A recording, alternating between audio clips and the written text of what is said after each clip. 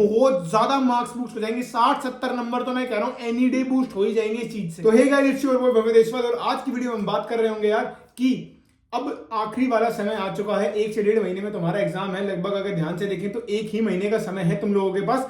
अब वो टाइम है कि अब क्या करा जाए, अब कोई टिप दे दो, अब क्या हो, अब क्या मैक्सिमम क्या था, मैंने क्या किया था इस टाइम वो बताने वाला हूं। देखो, जो भी तुम्हें और क्वेश्चंस है ना उनका कमेंट्स में लिख देना, जिसको जो भी डाउट आ रहा है कि ये नहीं हो रहा है, वो नहीं हो पा रहा है, इसका सॉल्यूशन बता दो, वो सब बताने वाला हूं। आज एक ऐसी प्रॉब्लम लेके आया हूं जो मैक्सिमम बच्चे फेस कर रहे होंगे अपने साथ, उस प्रॉब्लम का कैसे सॉल्यूशन होता है। देखो, जैसे मैं इस टाइम पे था, सबसे पहले तो यार देखो, सब के सब इस टाइम पे मॉक्स दे रहे होंगे ना, इरिस्पेक्टिव ऑफ सिलेबस पूरा हुआ है तुम्हारा नहीं हुआ है, तुम्हें मॉक्स देने ही देने हैं।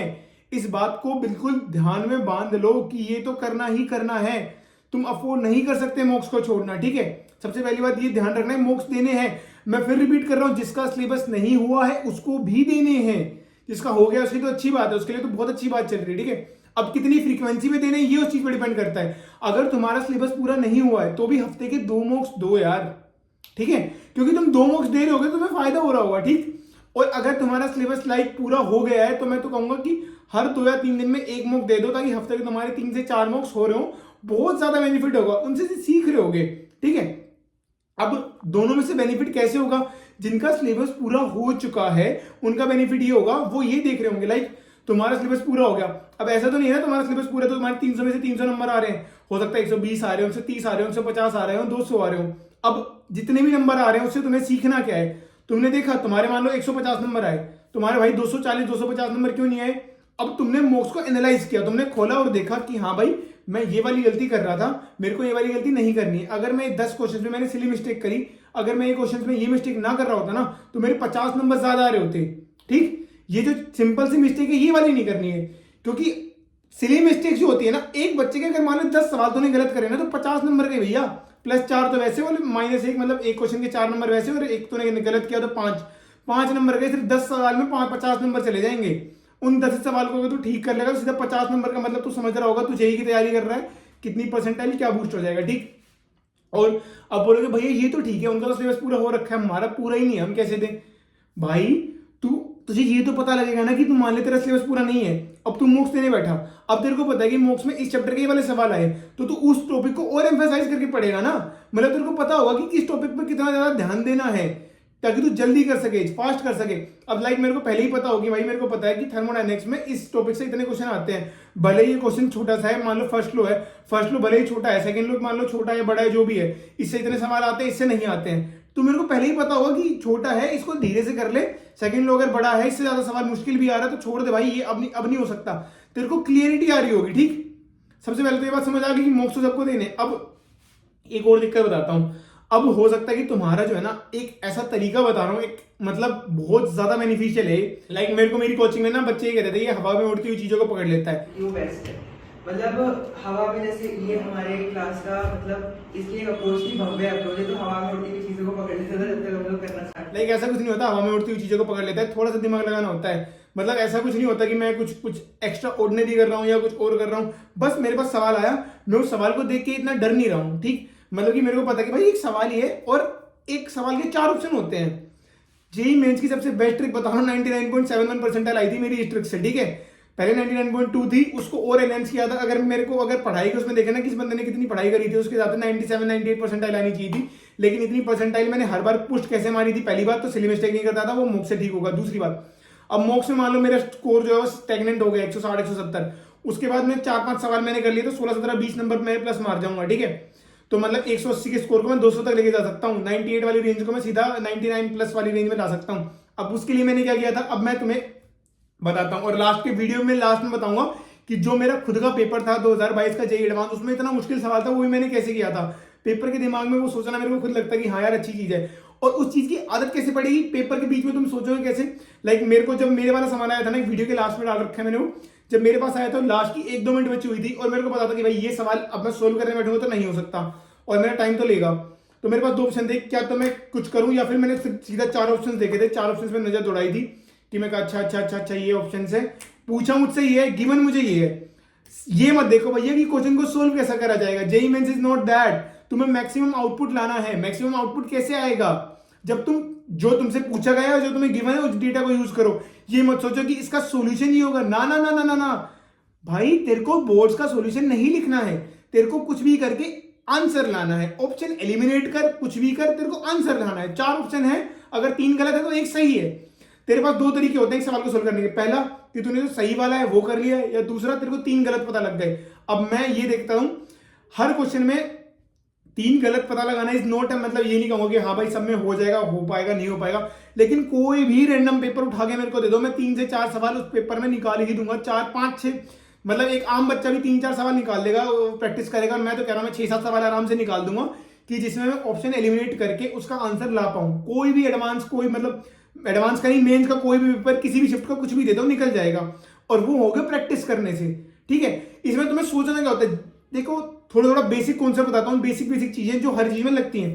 पहला, यूनिट्स एंड डायमेंशन। फिजिक्स का सवाल है तो यूनिट्स एंड डायमेंशन देखो कि अच्छा मुझसे पूछा भाई ये गया है, और यूनिट्स में मान लो मेरे से फोर्स पूछी गई है, यूनिट्स मेरे को ये दे रखी है, ठीक है, या फिर मेरे को मैग्नेटिक फ्लक्स ऐसा कुछ दे रखा है, मैग्नेटिक फ्लक्स की मेरे को यूनिट्स पता होने चाहिए। 2 ऑप्शन तो ऐसे मिल जाएंगे जिनकी यूनिट्स ही गलत होगी। लोग के अंदर लाइक ऑप्शन तुम देखोगे, लोग के अंदर डायमेंशनलेस क्वांटिटी होनी चाहिए। ऐसा तो नहीं कि जो लोग के अंदर जो क्वांटिटी बन रही है उसकी कोई डायमेंशन बन रही हो, तो उस ऑप्शन को तो पहले ही एलिमिनेट कर दो, ऐसे, ठीक है। यूनिट डायमेंशन बहुत ज्यादा हेल्प करता है ऑप्शन एलिमिनेट करने में, ठीक है। दूसरा ऑप्शन एलिमिनेट करने में लाइक तुम्हें पता होता है यार कि इतने ज्यादा दूर दूर के क्वेश्चन ऑप्शन है, तो उनको नहीं करना होता। लाइक अब मैं ज्यादा बातें नहीं बताऊंगा, अब तुम एक बार इस सवाल को देखो, सवाल को देखो कि मैंने इस सवाल को कैसे किया, और फिर उसके बाद देखने के बाद आना। देखने से पहले एक बार खुद ट्राई करने की कोशिश करना, और मैं बता रहा हूं लाइक ऑप्शन एलिमिनेट करने से होगा। और ये भी कमेंट सेक्शन में लिख के बताना कि किस किसने बिना मेरे सॉल्यूशन बताए, जैसे मैंने सोचा वैसे सोच लिया था। तो इस क्वेश्चन को देखते हैं। क्वेश्चन कह रहा है real part of the complex number, ये कॉम्प्लेक्स नंबर दे रखा है, इसका रियल पार्ट दे रखा है, और कुछ कुछ हमसे पूछा गया है। और ये क्वेश्चन एक डरावना सा क्वेश्चन लग रहा है, लेकिन हम इसको करेंगे थोड़े से स्मार्ट वर्क से सोल्व। हमें बोला जो थीटा है वो 0 से पाई के बीच में है, और ना ही 0 इंक्लूड है ना ही पाई इंक्लूड है। और हमें ये बोला है साइन एक्स जो है वो 0 to थीटा, ऐसा हमसे ये पूछा गया है कि इसकी वैल्यू क्या होगी। अब मुझे पता है कि जो साइन एक्स का ग्राफ होता है वो ये होता है। इसका मतलब ये होता है कि साइन एक्स के एरिया 0 से लेकर थीटा के बीच में, और जो थीटा है वो कहीं यहाँ पे कहीं होगा। थीटा मान लो यहाँ हो सकता है, यहाँ हो सकता है, मतलब ये एरिया, मतलब कोई एरिया बताना है हमें। और वो जो एरिया है वो 0 to पाई के, मतलब हमें पता है अगर 0 होता तो एरिया होता 0, और पाई होता तो एरिया होता 2। तो मतलब जो आंसर है वो 0 से 2 के बीच में होने वाला है। ऐसा बस एक ही ऑप्शन में, बस इसमें इस चीज़ का हमने बिल्कुल यूज़ भी नहीं किया, हमने बस इस स्टेटमेंट को पढ़ के इसको सोल्व किया। फिर वैसे भी देखो, और उसके बाद आगे से अगर तुम्हारे पास ऐसे सवाल आ रहे हो तो प्रैक्टिस के टाइम, मॉक्स के टाइम भी नहीं, ये काम ऐसा मत करना कि मॉक्स दे रहे हो तब सोच रहे हो कि क्या मैं इसमें 3-4 ऑप्शन एलिमिनेट कर सकता हूँ। ना ना ना ना ना, प्रैक्टिस के टाइम क्या तुम ऐसा कर पा रहे हो? लाइक प्रैक्टिस कर रहा हूँ मैंने, लाइक मैं प्रैक्टिस कैसे करता था किसी भी जेईई मेंस के, जब मेरे पीछे देखोगे ना तुम लोग, वो ये वाली जो रो है ना, जितने पेपर से दिख रहे हैं, ये सारे के सारे जेईई मेंस 2021 के मैंने सारे के सारे प्रिंट आउट निकलवा के रखवा रखे थे, क्योंकि मैंने 2022 दिया था। तुम्हें भी तुम्हारे पास होने चाहिए। लाइक मैं हार्ड कॉपी वाले मटेरियल पे ज्यादा बिलीव करता था, अब मेरे पास ये है। अब मैं इनका मान लो मैंने क्वेश्चन कर लिया, उसके बाद मैं देखता था कि क्या कहते हैं कि अब इस क्वेश्चन को ये तो मैंने कर दिया ऐसे, क्या इसको ऑप्शन एलिमिनेशन से भी किया जा सकता है? मतलब 1 मिनट लगेगी, 1 मिनट एक्स्ट्रा लगेगी, और उससे तुम्हारे 7-8 क्वेश्चन तुम फाइनल डे पे अगर तुम इस चीज को इंप्लीमेंट करना आपसे शुरू कर दोगे ना, सच में 7-8 क्वेश्चन का फर्क पड़ जाएगा। अब मैं दिखाता हूं, लाइक मैं तुम्हें दिखाता हूं, रुको।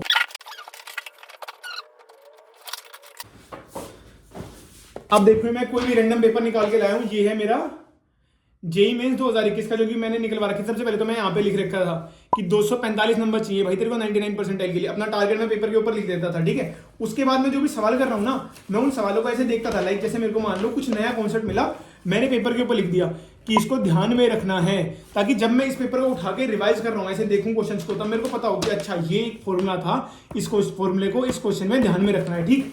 अब और चीज बताता हूँ, लाइक हाँ, अब मेरे को पता है मैंने मान लो स्ट्रक्चर ऑफ एटम चैप्टर नहीं कर रखा है, ऊपर से कर रखा है, अब इतना समय है नहीं मेरे पास मैं उस पूरे चैप्टर को कर पाऊं। तो अब मैं क्या करूंगा, मान लो ये सवाल आया मेरे पास, ये सवाल आया, अब मैंने इसमें फॉर्मूला लिख लिया, किसका? रेडियल नोट्स का और एंगुलर नोट्स का।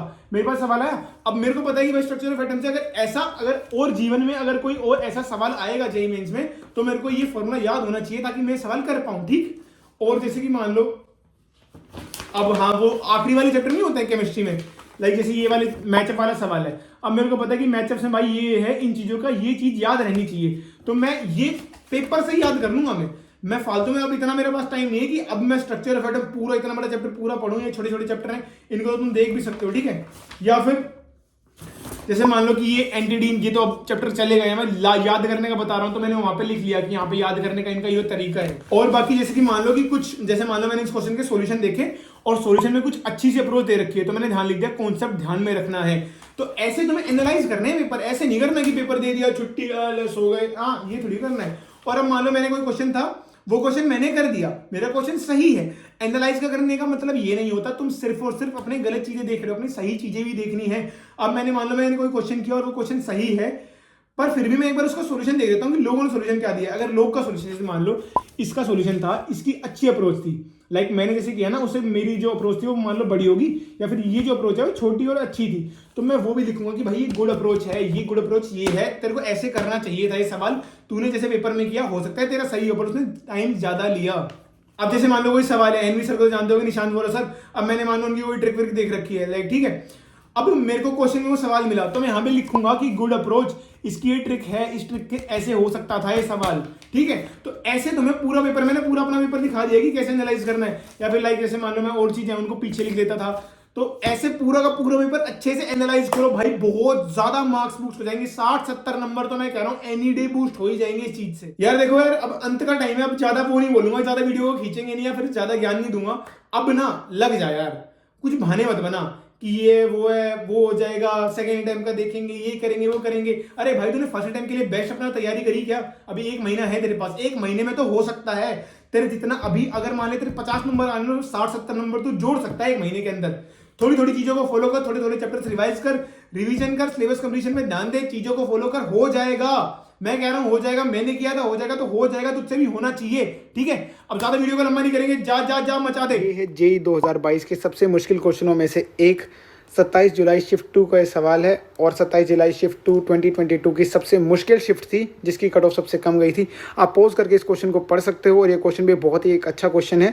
अगर हम इसकी जनरल अप्रोच को देखते हैं तो वो बहुत ही बोरिंग है और बहुत ही लंबी अप्रोच है, जो कि बहुत ही ज़्यादा बड़ी है। इसको आप पॉज करके देख सकते हो।